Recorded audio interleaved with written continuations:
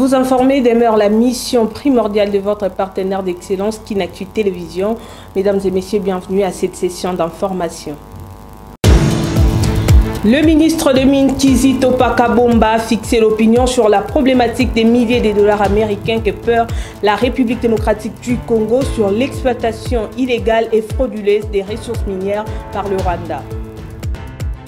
Le croisement des avenues du commerce Kwango dans la municipalité de la Gombe sont dans un état piteux. Cette impraticabilité obstrue la fluidité de la circulation routière.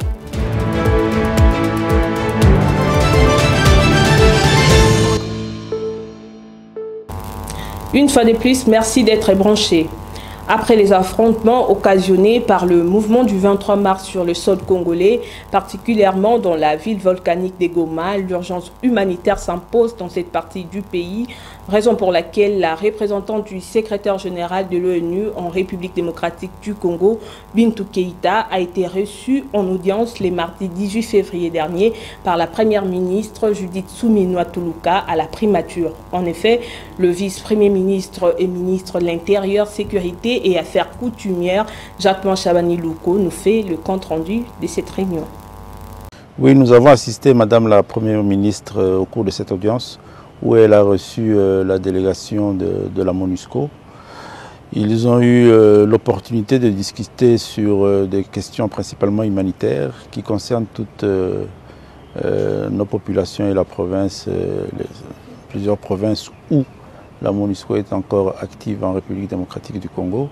Mais par la suite, ils se sont focalisés principalement sur les zones occupées, c'est-à-dire la ville de Goma et la ville de Bukavu.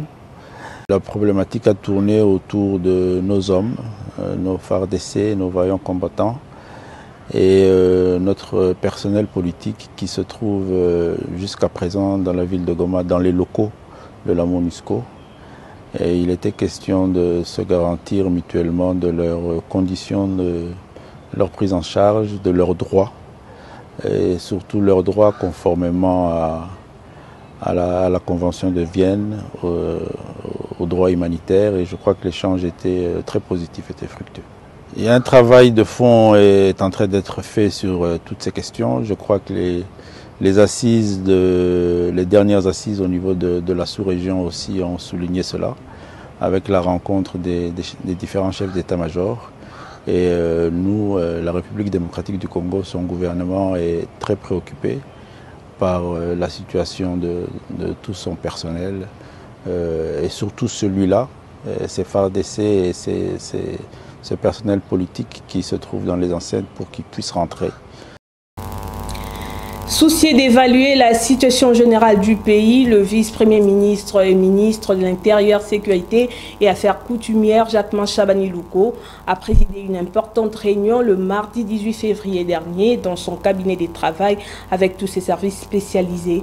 Au sortir de cette entrevue, le gouverneur de la ville-province de Kinshasa, Daniel Bumba-Lubaki, a rassuré la population de la stabilité de la situation sécuritaire dans la capitale congolaise. Suivant à ce sujet, le premier citoyen de la ville de Kinshasa.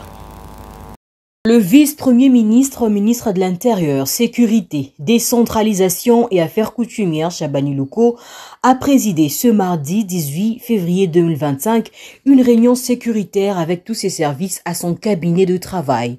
Objectif, évaluer la situation sécuritaire générale du pays. À l'issue de cette réunion, quelques mesures et dispositions sécuritaires urgentes ont été prises pour sécuriser les populations sur toute l'étendue du territoire. Notamment pour la ville de Kinshasa, un groupe de criminels participant au braquage à main armée a été appréhendé. Les enquêtes se poursuivent pour mettre la main sur toute la bande. Un appel est lancé à la population afin d'être vigilant et faire attention à la désinformation afin d'éviter la propagation de la stigmatisation et la division de la population congolaise distillée par les ennemis de la République qui a pour but de fragiliser la population pendant cette période de guerre. Ici, de préciser que Kinshasa, la situation sécuritaire est relativement stable. Alors, nous profitons de l'occasion pour informer à notre population de Kinshasa de ne pas céder à l'intox. Alors, il s'est propagé beaucoup de faux bruits, beaucoup des alertes fausses qui a essayé d'instaurer l'intoxication, mais également la psychose par rapport aux faits qui ne sont pas justement réels. Alors aujourd'hui, nous profitons de l'occasion sur justement les orientations du vice-premier ministre, ministre de l'Intérieur, pour appeler les Kinois à l'apaisement et leur demander d'évacuer librement à leur occupation et que toutes les questions sécuritaires sont prises en charge. L'armée et la police sont justement là pour accompagner toutes ces mesures afin que les Kinois puissent continuer à vivre paisiblement dans l'étendue de la ville de Kinshasa. Le vice-premier ministre, ministre de la Défense nationale et ancien combattant, Guy Modianvita Kabombo, a tenu un meeting populaire le mardi 18 février dernier au stade Kapanda, dans la province du Kasaï central, où il a sensibilisé le jeune de plus de 18 ans à s'enrôler massivement dans l'armée de la République démocratique du Congo pour défendre leur patrie. Suivez. Les jeunes Congolais de plus de 18 ans sont appelés à s'enrôler massivement dans les forces armées de la République démocratique du Congo afin de défendre leur patrie. C'est ces cadres que le vice-premier ministre, ministre de la Défense nationale et ancien combattant Guy Kabombo a lors d'un meeting sensibilisé cette jeunesse de la ville et les a encouragés à s'engager pour la sécurité du pays tout en leur garantissant des conditions favorables pour leur service militaire. En effet, cette mission s'inscrit dans un contexte de tensions sécuritaires, notamment face à la guerre dans l'est de la République démocratique du Congo. Il s'y est de signaler qu'après Kananga, le vice-premier ministre, ministre de la Défense Guy Kabombo s'est rendu à Chikapa, chef-lieu de la province du Kasaï, pour la même mission avant de poursuivre son périple à Mbujimayi, au Kasaï oriental.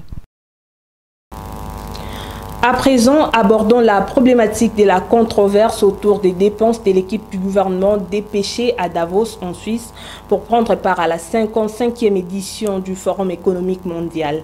Lors du briefing du gouvernement, Kizito Pakabomba, ministre des Mines, a éclairé l'opinion tant nationale qu'internationale sur ces sujets. Regardez. Donc, effectivement, c'est une rumeur qui a circulé et qui a été alimentée, comme vous venez de le dire, par ce poison. La délégation officielle de la République démocratique du Congo, présidence ainsi que les ministres présents, étaient logés à Badragas, c'est-à-dire à 1 heure de Davos. Nous ne nous sommes pas cachés. Aujourd'hui, cette rumeur dit que la délégation de la République démocratique du Congo était logée à l'hôtel Kelenov, je pense que c'était ça. Nous ne sommes pas cachés, nous étions à Badragas. Donc déjà, c'est un premier point, on va dire, de discrédit. Le deuxième point, c'est que quand vous avez, dans vos applications, vous pouvez aller sur des applications de recherche de logement, vous tapez Kelenov Hotel, et vous allez voir que les chambres d'hôtel sont à $85. Donc je ne vois pas... Oui, mais je dirais, ça c'est ce qui est écrit dans ce document. Mais allez sur les vraies preuves qui sont celles qui sont affichées. Et enfin, les ordres de mission, une fois qu'ils sont signés, les états de somme sont faits et cela est régi par les règlements au niveau du gouvernement. Et donc les chiffres et les différentes rubriques sont bien connues et le Trésor sort cela pour l'ensemble des représentations qui sont entre des ministères qui sont présents sur une mission. Vous le savez, la République démocratique du Congo perd plus d'1 milliard de dollars américains par an à travers l'exploitation illégale et frauduleuse de ses ressources minières par le Rwanda. Ces chiffres ont été communiqués le mardi 18 février dernier par le ministre des Mines, Kizito Pakabomba, lors du briefing presse animé conjointement avec son collègue de la communication et médias, porte-parole du gouvernement, Patrick Muyaya. Voilà. Vous avez vu les chiffres qui ont été présentés sur l'or, par exemple. Il y avait des exportations d'1 milliard de dollars pour l'année écoulée. Mais aujourd'hui, et pour les 2 prochaines années, la planification font qu'ils partent à 2 milliards de dollars. Mais d'où vient ce doublement de la production et des exportations que le Rwanda va réaliser? Mais ça vient justement de l'occupation qu'ils font de notre territoire sur l'ensemble de ces périmètres, comme je le disais, où il y a les exploitations d'or. Mais également sur le coltan. Aujourd'hui, 1 kilo de coltan coûte à peu près $70. Alors, le Rwanda, depuis la prise par le M23 avec les forces rwandaises de la mine de Rubaya, c'est plus de 150 tonnes, c'est-à-dire 150 000 kilos que vous multipliez par $70. Et là, vous avez le vrai chiffre de ce qui part chez le voisin. Donc, pour vous expliquer clairement, donc ce sont ces chiffres astronomiques qui sont pillés et ce sont ces sommes qui partent chez le voisin et qui empêchent la République démocratique du Congo de poursuivre son développement et d'utiliser ses atouts, notamment son secteur minier. Parlons de la société à présent, plusieurs acteurs quinois sont dans un état de délabrement trop avancé, rendant ainsi la circulation routière non fluide. Ce constat fait suite au nid des poules qui parsèment sur les différents tronçons, à l'instar de ceux du croisement des avenues du commerce et Kwango dans la municipalité de la Gombe. La ville-province de Kinshasa subit au stade actuel les délabrements trop avancés des routes qui impactent la vie des administrés et c'est au quotidien socio-économique. La capitale de la République démocratique du Congo souffre des infrastructures routières dignes de nom. Des routes sont mal entretenues, elles sont couvertes par des nids de poules qui parsèment ça et là. Ces phénomènes occasionnent d'énormes difficultés pour la fluidité des véhicules commis pour le transport en commun. L'état de dégradation de ces routes à Kinshasa constitue une perte au développement économique de la ville. Les embouteillages deviennent de plus en plus fréquents qui entraînent de pertes de temps pour les vécus quotidiens des paisibles citoyens congolais. Mais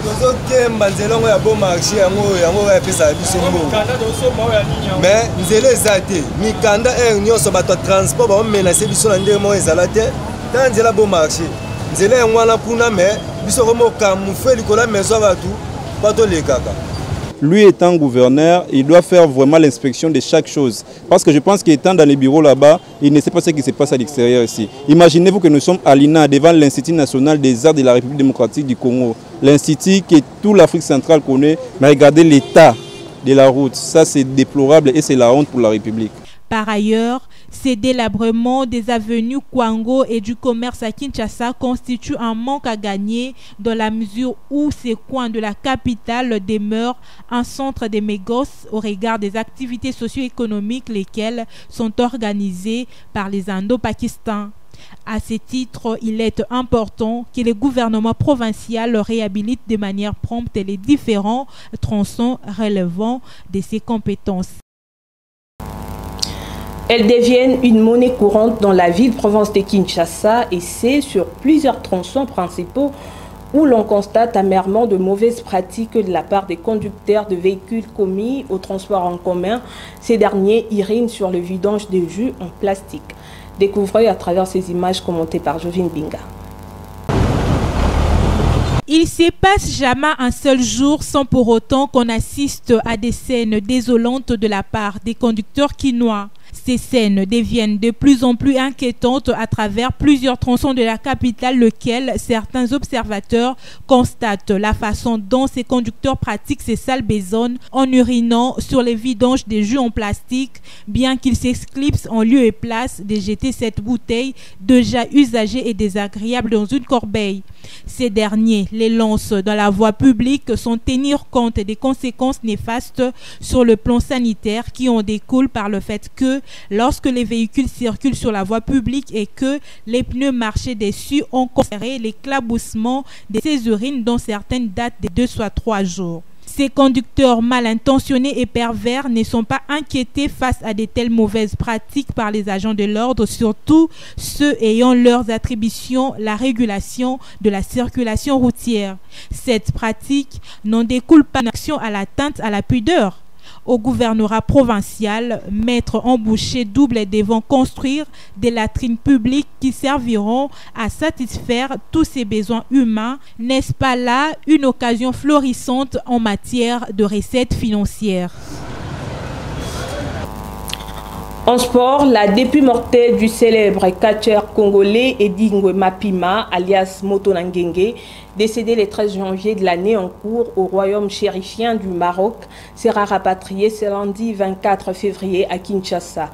En effet, le vendredi 21 février interviendra la mise en bière à la morgue municipale Erama de Casablanca à 10h juste. Plus de détails dans ses commentaires de Jovin Binga. Reconnu pour ses performances lors de ses anciens combats spectaculaires et monstrueux qui ont marqué de génération en génération, les célèbres catcheurs du haut niveau Paul Edingwe Mapima, surnommé Moto Nangenge, entendé par là homme à la force, est né dans la commune de Matete à Kinshasa, où les années 1970, après des formations de la lutte, s'est lancé dans les catchs et s'est frayé un chemin par lequel il s'est fait un nom à son style unique et efficace qui est les catch congolais avec fétiche. Plusieurs fois champion du catch congolais, Edingwe fut une figure emblématique qui a débouché l'aboutissement de nombreuses années de travail acharné, de sacrifices et de dévouement. Sa capacité stratégique mettant l'accent sur la puissance et la domination physique, mais aussi sa connaissance dans ces secteurs ont été de facteurs clés de son succès. Les combats avec ses adversaires sur les rings étaient comme une scène de théâtre. Sa vie hors le ring de combat serait différente des images que l'on voyait sur scène de combat. En 2024, il a voulu affronter les catcheurs américains de Undertaker, demandant l'appui du président de la République, Félix Tshisekedi. Rappelons que, malade depuis quelques temps passés, le célèbre catcheur congolais était interné dans un hôpital à Kinshasa avant son évacuation à Rabat au Maroc. Le 15 décembre 2024, le gouvernement avait décidé de prendre en charge tous ses frais d'hospitalisation. Les lutteurs des formations Edingwe a rendu l'âme le 13 janvier dernier au Maroc. D'après le ministère des Sports et Loisirs, sa dépouille mortelle sera rapatriée à Kinshasa le lundi 24 février prochain à 5h45. Le vendredi 21 février sera marqué par la mise en bière et un bref recueillement à la morgue municipale Erama de Casablanca à 10h juste. La suite du programme des funérailles officielles nous sera communiquée en temps utile. Et pour terminer, parlons cette fois-ci des valeurs nutritives. Que savez-vous de la carotte? Complétez votre connaissance à travers ces explications de la rédaction.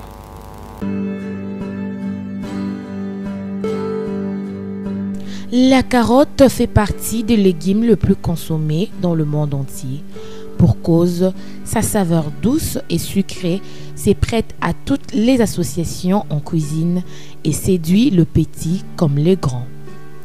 Ce succès est une excellente nouvelle puisque le profil nutrition de la carotte est remarquable et unique.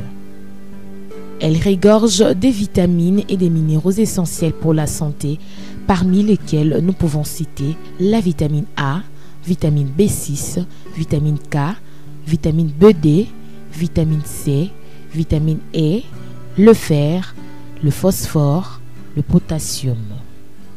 La couleur foncée de la carotte provient de ses très nombreux pigments. Il contribue à prévenir plusieurs maladies, dont les maladies cardiovasculaires et certains cancers. Son jus améliore la capacité antioxydant et les taux de vitamine E dans le sang, en plus de diminuer les cholestérols et les triglycérides du foie et dans le sang. Pour rappel, retenons que la carotte est une excellente source de bêta-carotène, source de fibres douces, bonne teneur en vitamines du groupe B, favorise la santé des yeux et de la peau, fort pouvoir en antioxydants.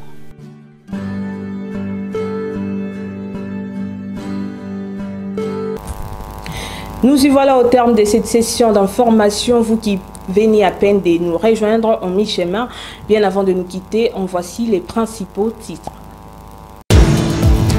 Le ministre de Mines Kizito Pakabomba a fixé l'opinion sur la problématique des milliers de dollars américains que peur la République démocratique du Congo sur l'exploitation illégale et frauduleuse des ressources minières par le Rwanda. Le croisement des avenues du commerce Ekwango dans la municipalité de la Gombe sont dans un état piteux.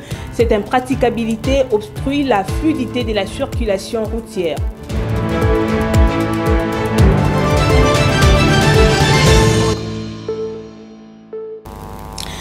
Ce travail des titans et lèvres réalisé grâce à l'esprit d'équipe entre la rédaction et la technique. D'ici là, portez-vous bien, excellente suite des programmes sur nos antennes. Que la paix des dieux demeure dans la partie orientale de la République démocratique du Congo. Je vous retrouve prochainement avec la même ferveur. Au revoir.